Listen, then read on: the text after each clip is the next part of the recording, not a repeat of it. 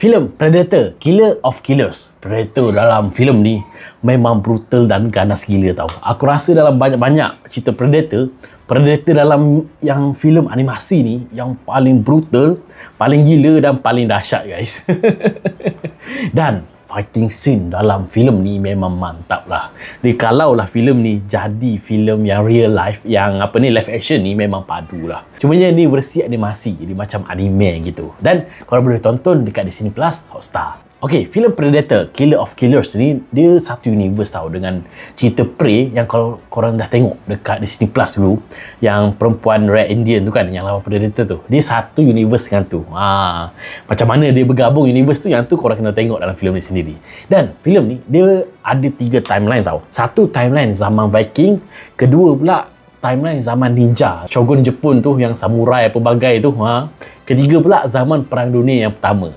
So dekat tiga-tiga zaman ni, Predator ni dia muncul dekat zaman tu dan dia cari macam pahlawan paling hebat lah pada zaman tu. So Predator ni dapat tangkap 3 orang ni lah yang zaman berbeza ni, dan dorang ni dibawa naik masuk kapal Predator, dan dorang ni disatukan untuk bertarung sama sendiri dekat satu arena Predator. Dia macam Colosseum tu zaman Sparta, Rom tu, dorang berlawan dekat tengah tu tau. Dan siapa yang menang tu akan lawan dengan King of Predator.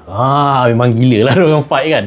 Pumpang ada. So, pahlawan zaman mana yang akan menang dan lawan dengan King of Predator tu, yang tu korang semua kena tengok sendiri filem ni.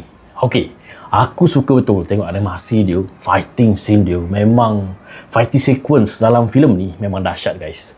Lagi-lagi yang part Perang Dunia tu, aku suka betul tengok macam mana dia berperang dengan kapal terbang apa bagai dengan jet Predator tu.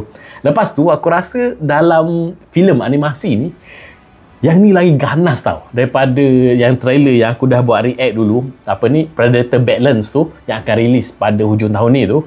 Yang ni lagi ganas. Yang Predator yang terbaru ni dia macam Gen Z, macam muka bocah gitu. tak ganas langsung. Tapi yang animasi ni memang ganas gila. 3 ekor Predator ni memang ganas gila tau. Dan King of Predator pula dah macam Hulk tau. Kalau korang tengok, memang power lah. So, rating aku untuk filem Predator, Killer of Killers ni, aku boleh bagi 8/10 guys. Korang boleh tonton sekarang dekat Disney Plus Hotstar. Okay? Jom.